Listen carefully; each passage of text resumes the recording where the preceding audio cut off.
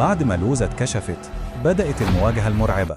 صوت الرعد بيهز المكان، والوحش الطيب بعينه الخضراء بيقف قدامها، صوته مليان قوة. كفاية لوزة، انتهى وقت الخداع.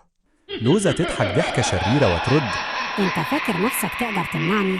انا اللي كنت بحرك كل حاجة.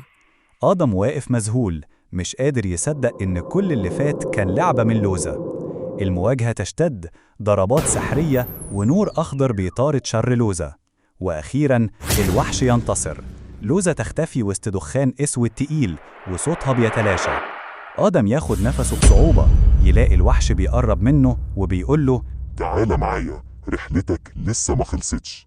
آدم يمشي جنبه، وفجأة بوابة نجمية ضخمة بتتفتح قدامهم ويدخلوا سوا.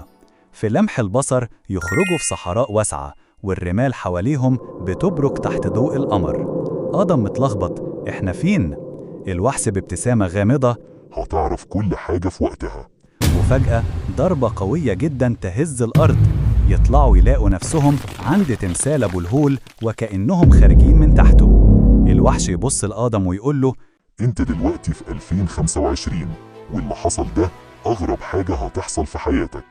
آدم واقف مذهول، عيناه بتلمع من الخوف والدهشة، وبصوته المرتبك يقول: لو لقيت تفاعل ودعم منكم هكمل الرحلة دي، لكن لو ما لقيتش للأسف مش هيكون في قصص تاني. النهاية ولا بداية جديدة؟